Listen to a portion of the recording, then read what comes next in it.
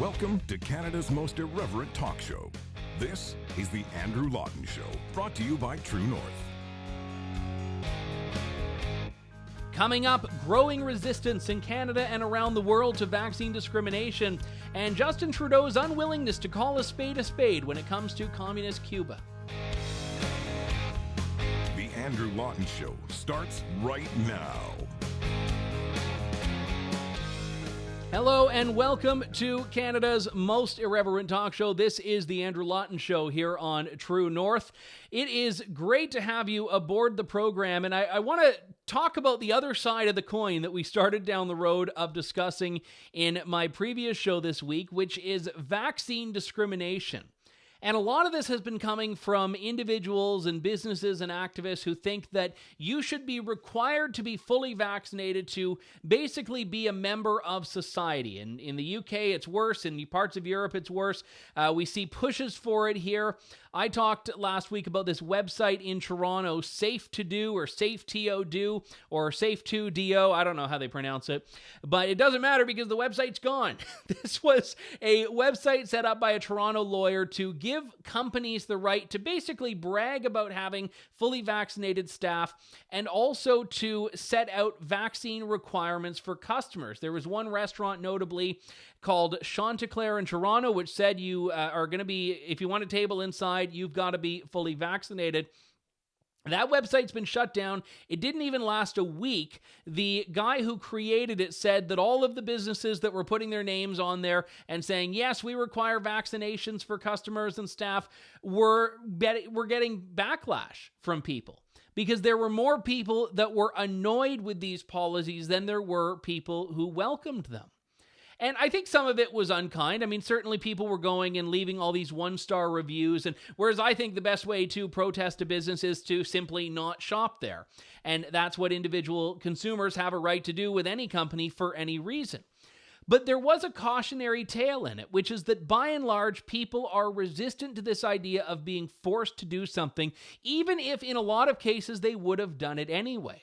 And we're starting to see this with vaccination policy. And I'm going to talk about, very briefly, some of the protests we're seeing in Europe of people who, by and large, if you look at the stats, are vaccinated, but don't like that the government is getting a little bit too big brotherly when it comes to enforcing it. But let's talk about, as I said at the beginning, the other side of the coin here. So you go back a week and a half, Good Life Fitness, the largest gym chain in Canada, says, we don't care if you're vaccinated or not, just come work out. Not a policy, it's the absence of a policy. That gets Good Life subjected to an absolute deluge of criticism and attacks on Twitter. That is what ultimately creates this mandatory vaccine show-off website, Safe to Do. Then there's a gym in Etobicoke that decides to go completely the other way on this, seeing that there are a couple of gyms that are talking about mandatory vaccination. The Fearless Boxing Club, Etobicoke is just on the outskirts of Toronto, says that it will not accept anyone who has been vaccinated at the gym. So it's like the opposite of no shoes, no service. They're saying no shoes, no problem, or no vax, no problem. And if you are vaxxed, we've got a problem. Here's the line on Facebook from Mohammed Abedin, who's the co-founder of the gym. He said, I didn't get the shot. My family won't be getting the shot. My friends won't be. All the members of our gym won't be. And then he says this, for the safety of our members, the Fearless Boxing Club will no longer be accepting those who received the experimental COVID vaccine. Our current members, including doctors, nurses, teachers, parents, and many youth, feel safer waiting until more research is done on the side effects being discovered right now. And the outrage to this is insane. I did a quick story about it over at True North, and there was a fairly mixed response. There were some people who said, yeah, this is great, I want to go there. Other people that I don't think missed the point, that were calling them reckless and stupid and super spreaders and all of that. And there are a few people, I just want to say this very quickly. A few people were sending me emails about this thing called vaccine shedding, which is basically this idea that you can, contract someone's vaccine secondhand. It's not true. There's no such thing as vaccine shedding. There's something that's very rare called viral shedding, but that's not with vaccines that are made the way the COVID vaccine is made. So the idea is if someone is vaccinated, no matter how much you hate the vaccine, it's going to do absolutely nothing to you. And we should all, as individuals in a supposedly free society, be welcoming and celebrating people making their own choice. Which means if you're vaccinated, great. If you're not vaccinated, that is completely your choice. Let's not have either group start trying to force the other to do something they don't want to do or not do something they do want to do.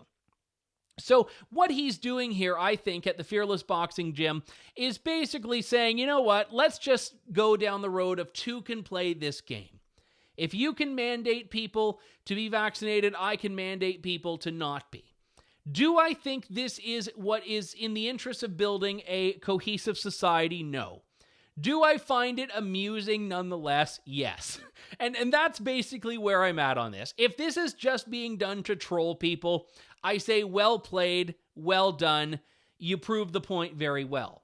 Because all of the people who, to defend mandatory vaccine policies at businesses, have been saying, well, it's a private business, they have the choice, don't seem so keen on their libertarian bona fides when the business is using its autonomy and its prerogative to do what they're doing at this gym in Etobicoke. Now all of a sudden, no, that's a public health risk. You can't do that. That's discrimination. Well, which is it? Do private businesses have the right to make these decisions for themselves, or do they not? And this is why what I said on Monday's show, I think needs to be restated here, which is that we should have a government that's completely hands-off on this, that's letting individuals make their own decisions, and yes, is letting businesses make their own decisions. But as individuals, as a society, we should not be supporting at all this trend towards vaccine discrimination, which is looking increasingly like the norm and not an exception if you look at what a lot of activists are calling for. And vaccine discrimination is wrong, and it's impractical, and it is going to set us up for dangerous consequences in the long run. And here's why. And this is why vaccine passports and vaccine certification has been such a big issue for me. Because if we start down the road of having these things, of having basically a green pass or a vaccine passport or a vaccine certificate, whatever, to access elements of society, that infrastructure is going to outlive COVID. The infrastructure to set up mandatory vaccines, to set up vaccine passports, is going to be there longer than this particular virus or this particular pandemic will. And it means that when the next thing comes along, all they have to do is kind of snap their fingers and they have this ready-made tyranny in a box that they can apply to whatever the so-called experts deem is the threat du jour. So these things are not temporary and not fleeting. You look at all of the companies that have set up COVID policy. Let's look at hotels, for example. I was at a hotel not long ago that, like most hotels, had severely reined back its service or reined in its service, including housekeeping, because of the COVID-19 issues. And they're in a jurisdiction that is completely open, no public health restrictions, no mask mandates. They're still not doing daily housekeeping service. Now, I would say this probably has more to do with the hotel being cheap than anything to do with health, anything to do with public health guidelines. It's certainly not coming from a government regulation. But things that existed for temporary reasons for the pandemic have a tendency to remain in place. It's like the old joke, it's not a joke, but the old observation about the income tax in Canada being a temporary effort for the war. And here we are, however many years later, 100 and some odd, still paying it. Things that are meant to be temporary. Government does not do temporary. Government only expands, it never contracts. So all of these regulations and requirements and policies and these infringements of liberty will become permanent if they are not stopped and prevented from getting off the ground in the first place. And this is why a lot of these people that we see saying, well, yeah, I'm a little bit uneasy with it, but, it's a pandemic. Like, these people will live to rue their qualifications that they're applying to these things. If you are not going to stand up for liberty now, you are never going to get another chance to do it. And it's not you. My friend Mark Stein says it best. He says the problem with saying that you aren't going to die on this hill or that's not the hill to die on is that eventually you run out of hills. And we're going to be at that point pretty darn quickly if people do not start standing up and saying no.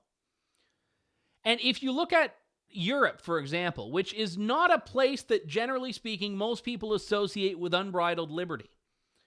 But in Europe, people are protesting in very large numbers at what's been happening there. In the United Kingdom, where, again, you need a vaccine passport if you want to do certain things like go to a large concert. France, where even something as simple as going to a cafe requires proof of vaccination. Effectively mandatory vaccination in France has caused thousands of people to line the streets. Italy going in a very similar direction. The government trying to mandate vaccines or vaccine passports, and the people are not having any of it. Greece hasn't even gone the full distance with vaccine passports, but people are protesting the government there because they think it's going to start being targeted towards youth, towards minors. And in a lot of cases, you have parents that are not anti-vax at all. They've been fully vaccinated themselves, but they draw a line when it comes to their kids. They say, well, hang on. I can kind of decide my own risk level, but now you're talking about vaccinating my 14-year-old, my 15-year-old, my 12-year-old. That's a bridge too far.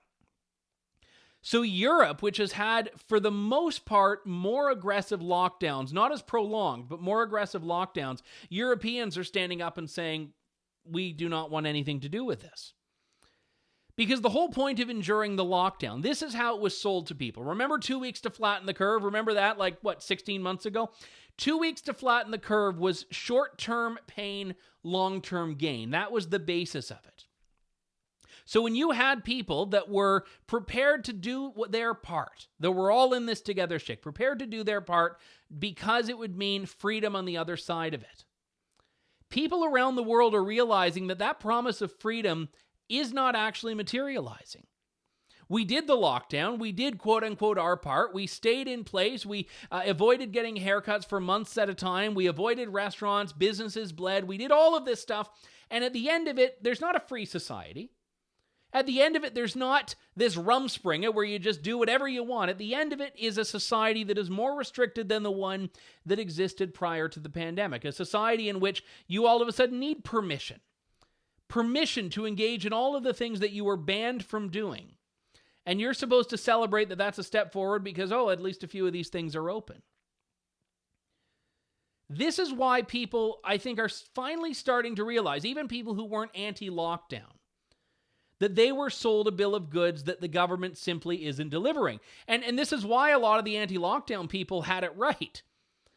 You know, some people were prepared to say, I'm reasonable, I will adapt, I will do certain things differently. But if the government is going to justify shutting everything down, it has to be willing to actually open it all on the other end of it, which the government simply is not doing. So my prediction on this is that there are going to be a lot more people doing what the protesters in France and Italy and Greece are doing, saying to the government, this is not what we agreed to, and we are not going to abide by this. Because one of the most dangerous aspects of this pandemic is that there's never going to be a natural off switch. And this is the whole point. Jason Kenney, last week, I think it was, had made a comment about after the pandemic. And he didn't stand up like George Bush with the Mission Accomplished banner and say the pandemic is over. But I think he had tweeted something along the lines of, blah, blah, blah, blah, blah, after the pandemic. And the media latched onto this. There was a CBC story basically talking about all the experts that were concerned that Jason Kenney thinks the pandemic is over. And if you're in Alberta, it is. You don't have to wear a mask. There are very few public health restrictions. Thousands and thousands of people gathered at the Calgary Stampede, and there has not been a single uptake in cases and hospitalizations as a result that can be linked back to it. But Jason Kenney, who dares to say people are moving on with their lives, becomes pilloried by the expert industrial complex. And then you have this, the World Health Organization warning. The World Health Organization warning that the pandemic is far from over. So by the time this finally starts to wane, it'll be kicking up again just in time to get your booster shots, and it will become a permanent reality. It will become the new normal.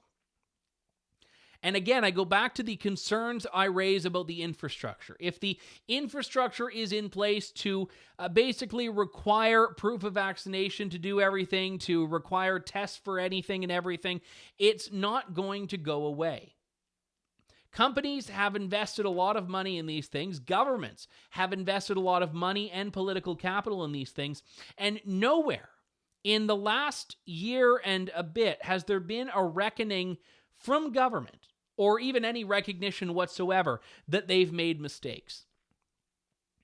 Jason Kenney said something very important back in December when I was sitting down with him, and he admitted that, you know what, he thinks Alberta got it wrong by talking about which businesses are essential and which businesses were not essential. No one at the federal level, no one in other provinces that I've heard has actually admitted this, has admitted that they screwed things up, which means they've got to continue the lie that all of their public health measures were perfect and science-based and hunky-dory and it was working and all of the success we've had has been because of it. They have to continue to do that to save face. And we are all the casualties of it because they need to basically buy their way out of their bluff by keeping on with this.